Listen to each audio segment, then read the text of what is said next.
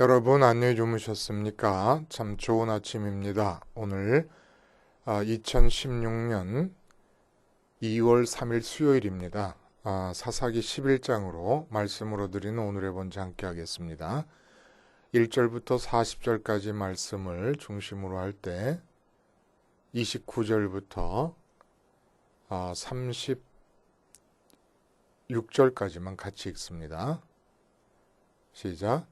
이에 여호와의 영이 입다에게 임하시니 입다가 길르앗과 므낫세를 지나서 길르앗의 미스베에 이르고 길르앗의 미스베에서부터 암몬 자손에게로 나아갈 때에 그가 여호와께 서원하여 이르되 주께서 과연 암몬 자손을 내 손에 넘겨주시면 내가 암몬 자손에게서 평안히 돌아올 때에 누구든지 내 집 문에서 나와서 나를 영접하는 그는 여호와께 돌릴 것이니 내가 그를 번제물로 드리겠나이다 하니라.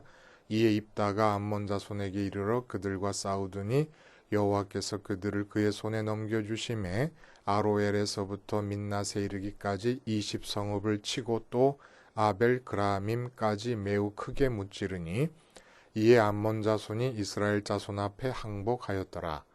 입다가 미스바에 있는 자기 집에 이를 때에 보라, 그의 딸이 소고를 잡고 춤추며 나와서 영접하니 이는 그의 무남 동료라. 입다가 이를 보고 자기 옷을 찢으며 이르되 어찌할꼬 내 딸이여, 너는 나를 참담하게 하는 자요 너는 나를 괴롭게 하는 자 중에 하나로다. 내가 여호와를 향하여 입을 열었으니 능히 돌이키지 못하리로다 하니 딸이 그에게 이르되 나의 아버지여, 아버지께서 여호와를 향하여 입을 여셨으니 아버지의 입에서 낸 말씀대로 내게 행하소서. 이는 여호와께서 아버지를 위하여 아버지의 대적 암몬 자손에게 원수를 갚으셨음이니이다 하니라. 오늘 우리가 함께 읽은 말씀 중심으로 승리를 얻더라도 승리감은 죽이자 라는 제목의 하나님 말씀 증거합니다. 승리를 얻더라도 승리감은 죽이자. 승리감은 우리가 경쟁이라든지 전쟁이라든지 이렇게 겨루어서 이길 때 주어지는 우월한 느낌이나 기쁨입니다. 근데 승리감 없는 승리가 무슨 의미가 있을까 싶기도 합니다. 근데 선미는 승리를 얻게 될 때 반드시 승리감을 죽이지 않으면 선민됨이 눈 녹듯이 사라져버리고 맙니다. 여기서 엄청나게 많은 선민들이 하나님으로부터 은혜를 받고서도 선민됨으로부터 이탈해서 불행을 만나게 되는 그런 경우가 생기게 돼요. 굉장히 중요한 얘기입니다. 이게 왜 그렇게 중요하냐면은, 또 왜 그렇게 우리가 주의를 기울여야 되는가 하면은, 우선 복음은 본질적으로 승리와 기쁨의 불가분의 복합체입니다. 복음이라고 하는 것 자체가. 왜 복음입니까? 왜 기쁨의 소식이에요? 복음이 기쁨의 소식인 것은 철저하게 승리에 근거되어 있기 때문입니다. 예수님이 이 땅에 오셔서 이루신 일은 먼저 이 세상을 이기신 것이에요. 주님의 입에서 나오신 말씀 그대로 세상을 이기신 것입니다. 그리고 죄를 이기신 것이고 사망을 이기신 것입니다. 이 승리에 근거된 기쁨이 바로 복음의 그 말의 의미 속에 들어가 있는 거예요. 그런데 우리가 너무나도 자주 이 복음과 연결된 승리, 복음이 기쁨의 소리가 되게 근거가 되어주는 이 승리를 혼동할 경우가 있다는 거예요. 복음이 근거되어 있는 승리, 그래서 우리가 마음껏 그 승리의 기쁨을 누리는 승리감에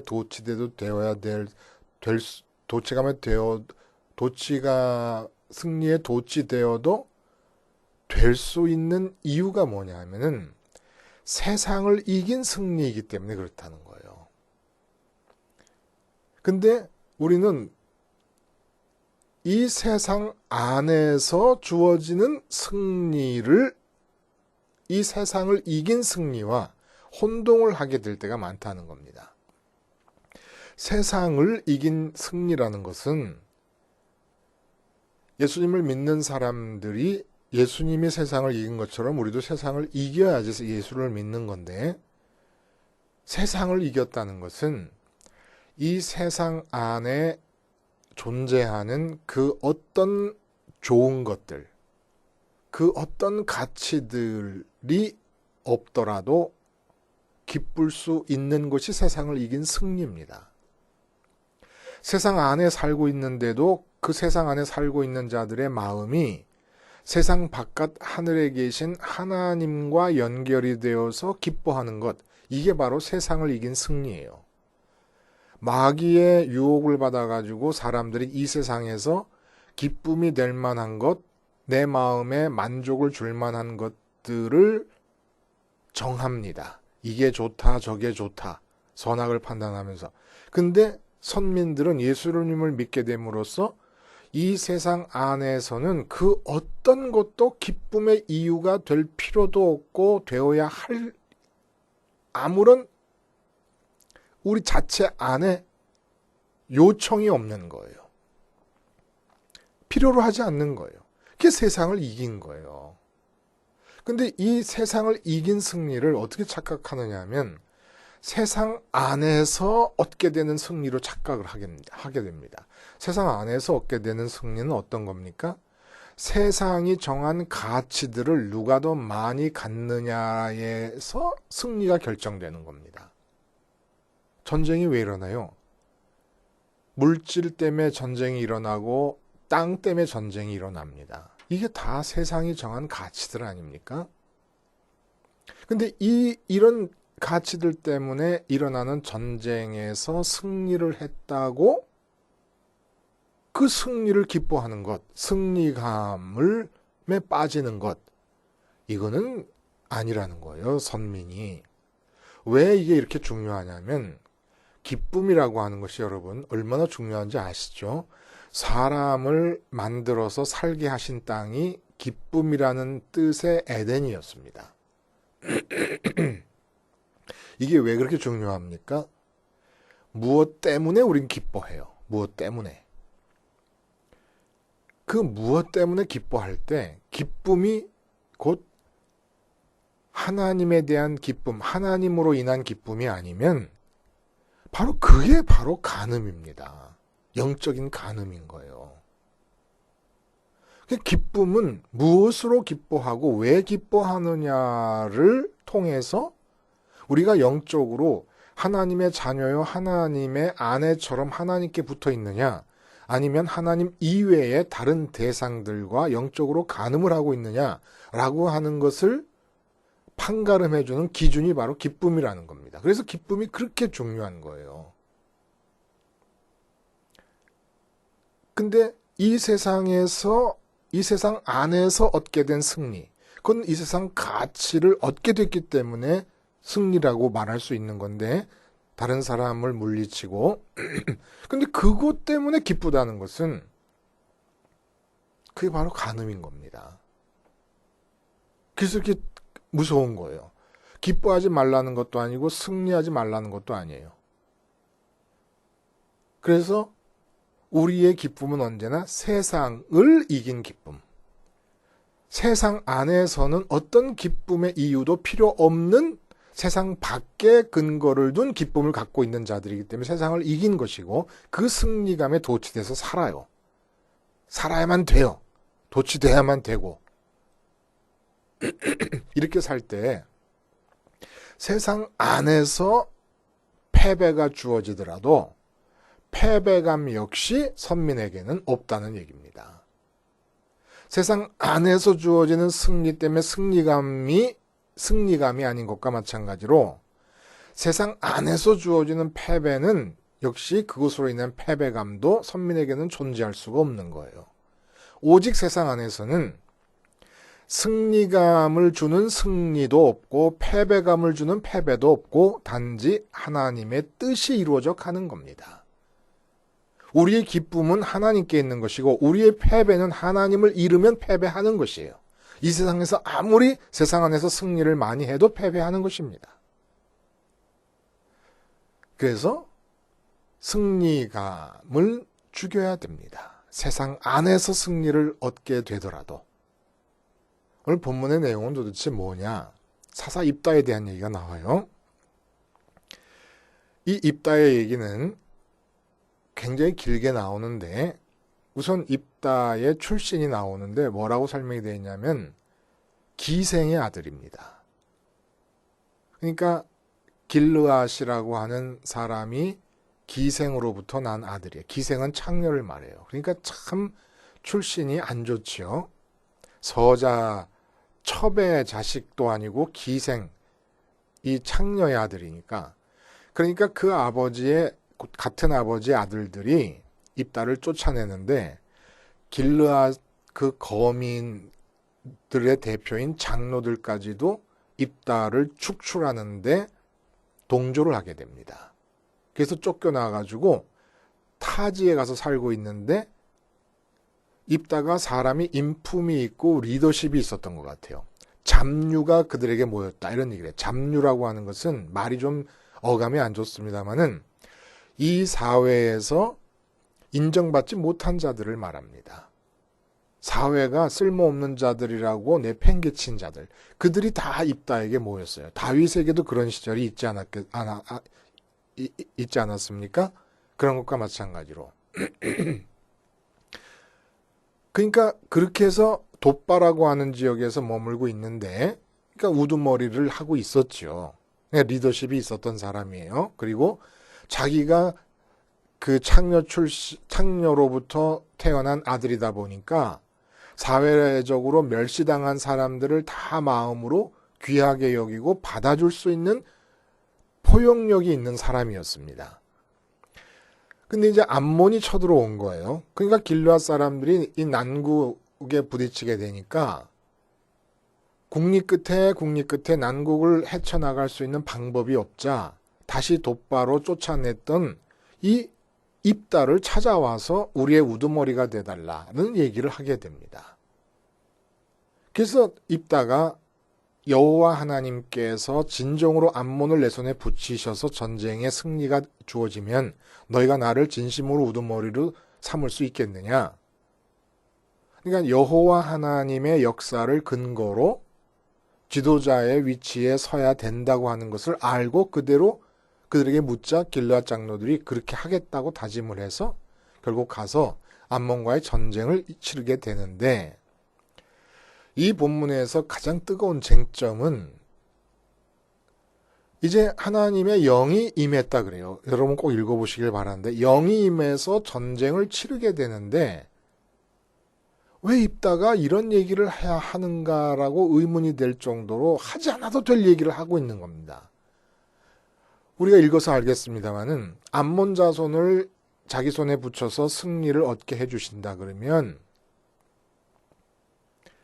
자기가 전쟁에서 이겨서 돌아올 때 자기 집에서 승전 소식을 듣고 누군가는 하여간 제일 사람들이 이제 우르르 몰려서 그 입다를 개선 장군인 입다를 맞이할 때 자기 집안에서 사람들이 나오게 되는데 그 중에 하여간 한 발자국이라도 제일 먼저 나오는 자가 있을 거 아닙니까? 그러면 그 사람을 여호와 하나님께 번제로 드리겠다고 서원을 하게 됩니다. 아, 이걸 왜 이렇게 할까요? 어차피 하나님께서 영이 임하시고 하나님 함께 하시면은 이기는 거는 자명한 것인데 이 점에 대해서 우리가 많은 오해를 한다는 거예요. 주석들의 해석이면서 동시에 우리가 동의할 수 있는 일반적인 생각은 요약하면 이런 겁니다. 비록 그 동기는 열정적이고 순수했을지 몰라도 하나님의 명백한 율법을 어기고 하나님께서 승리를 주시면 인신제사를 드리겠다고 제안했다. 이것은 고귀한 인명을 믿기로 신들을 유혹하여 자신의 소기의 목적을 채우고자 하는 이방의 우상 숭배와 여호와 신앙을 혼동한 것이었다. 한마디로 입다는 개인적으로도 하나님에 대한 참지식을 소유하지 못한 자였다. 이렇게 볼 때 하나님은 입다처럼 부족한 자를 들어서라도 그 크고 놀라운 구속사를 끊임없이 진행하시며 심지어는 자신이 구속사의 도구인지 깨닫지 못할 때에도 그를 구속사의 도구로 쓰신다. 전쟁의 승리에 대한 보장을 얻기 위해 경솔하게 입다가 소원하였다. 한마디로 이거 아니에요.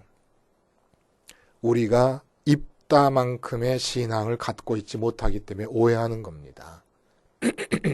여러분, 본문을 읽어보면 9절, 11절, 23절, 24절, 27절, 29절, 32절, 35절, 심지어 그 딸까지도 어쩌면 이렇게 철저하게 여호와 하나님 신앙이 뼛속까지 스며들어 있는지 몰라요.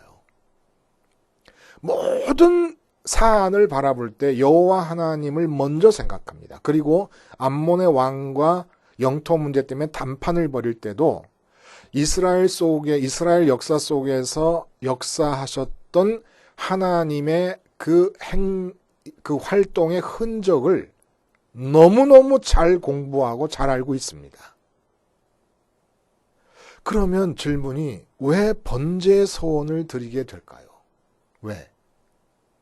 여러분, 전쟁에 이겨서 돌아올 때는 우리가 흔히 생각하면 제사를 드리고 싶으면 감사제를 드리면 돼요. 감사제. 화목제 중에 감사제라든지 낙헌제가 있어요. 이거는 자발적이고 즐거운 마음으로 하나님께 서원하여 드리는 서원제요, 자원제입니다. 그러니까 감사제를 드리면 되는데 굳이 번제를 드리겠다 그래요. 번제의 의미를 모를 리가 없습니다. 이런 본문을 우리가 해석해 들어갈 때 아브라함이 이삭을 바치게 되는 사건도 마찬가지예요. 윤리적인 측면으로 접근을 해 들어가면 오해하는 겁니다. 아브라함이 이삭을 바치는 것은 행동의 차원에서 이해하면 안 된다는 거예요. 마음의 차원, 행동 이전에 마음의 차원에서 이해해야 되고 보이지 않는 아브라함의 속마음이 표현되는 방식이 행동이었어요.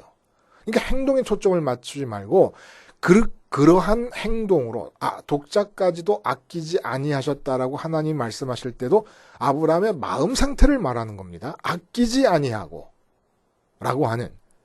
그러니까 행동은 엑스레이 사진과 같은 거예요. 입다가 번제를 얘기한 것은 다름이 아니에요. 기드온과 비교해보면 알아요. 기드온의 이야기도 모를 리가 없죠. 입다가. 그건 뭔 내용입니까? 14만 5천 명을 300명을 데리고 괴멸시켰어요.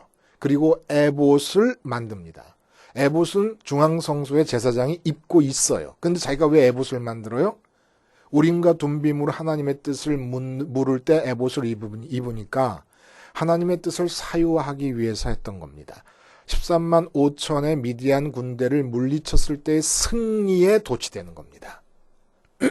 하나님의 그 자신의 매력이 아니라 하나님의 뜻의 매력, 하나님의 능력의 매력에 도취된 겁니다. 이걸 잘 알아요. 그래서 번제를 드리겠다고 하는 거예요. 입다의 이 11장 처음부터 쭉 진행되는 과정 속에서 여호와 하나님의 이름을 입으로 거명하는 걸 보면 기드온과는 비교가 안 되는 신앙을 갖고 있었습니다. 그리고 자기 자신을 아는 거예요. 기드온은 몇 번의 확증을 통해서 전쟁의 승리를 확신하지만 입다에게는 그게 필요 없었어요. 이미 앞에서 된 얘기들을 보면 하나님이 함께 하시면 이스라엘 역사 속에서 전쟁은 승리하는 거라고 확정적인 겁니다. 근데 본문에 뭐라 그러냐면 암몬 자손을 내게 넘기시면 내가 승리하면 번제를 드리겠다 그래요. 이건 무슨 말입니까? 하나님이 함께 하셔서 전쟁이 분명히 승리하게 될 것을 생각하니까 가슴이 벌렁벌렁합니다. 벌써. 전쟁 치르기도 전에. 하나님의 영이 임한 상태예요. 영이 임하고 나서 번제 서원을 하는 겁니다. 이 점을 놓치면 안 돼요. 그래서 하나님께서 함께 하실 것을 생각하니까 가슴이 설레고 벌렁벌렁해요. 그리고 입다는 전쟁을 이긴 뒤에 자기를 보는 겁니다. 내가 기드온과 다를 것이 무엇이겠는가? 하나님께서 암몬과의 전쟁을 이기게 하실 것이고 하나님의 승리일 것이다. 그리고 나는 기드온처럼 이 승리에 도취될 것이고 승리에 감념될 것이 분명하다. 그러나 기드온처럼 에봇을 만들면 안 된다. 하나님이 아니라 승리에 도취될 자기 자신을 보고 번제를 서원하는 겁니다. 번제가 뭐예요?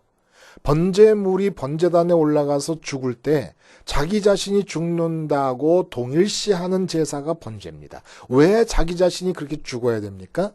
죄 때문에, 죄의 장아찌이기 때문에. 왜 죄의 장아찌가 됩니까? 틈만 있으면 하나님 말고 다른 것으로 마음이 기뻐하려고 발버둥 치고 있는 것이 내 성향이니까. 내 성향이 그래요. 성향이. 그걸 안 거예요. 그러니까 번제를 서원을 해놨어요. 승리는 정해져 있어요. 그러니까 하나님께서 암몬을 내 손에 붙이시면이라고 하는 전제는 확신을 요구하는 게 아니에요. 확증을 요구하는 게 아니에요. 승리의 확증을 요구하는 게 아니라 당연히 그렇게 될 것인데 그때는 제가 번제를 드리겠습니다. 서원을 하는 거예요. 왜냐하면 이렇게 서원을 해놓지 않으면 자기도 기드온처럼 분명히 승리감에 도취되어서 하나님보다는 승리를 더 좋아하고 승리를 가져다주는 하나님의 능력을 더 좋아하기 게 분명하니까 번제를 드려서 그렇게 승리를 좋아할 수밖에 없는 죄적인 나를 죽이는 번제를 드리겠습니다. 근데 그 번제를 누구를 드리냐? 동물을 드린다 그러면 자기를 못 믿겠는 거예요. 동물 하나 좀 죽이는 거 그게 대수입니까? 그러니까 나중에는 번제물을 드려도 소용도 없으니까 하나님께서 제사가 지긋지긋하다 그러지 않으십니까? 그러니까 자기 집안 사람 중에서 제일 먼저 나오는 자를 번제로 드리겠다고 얘기를 합니다.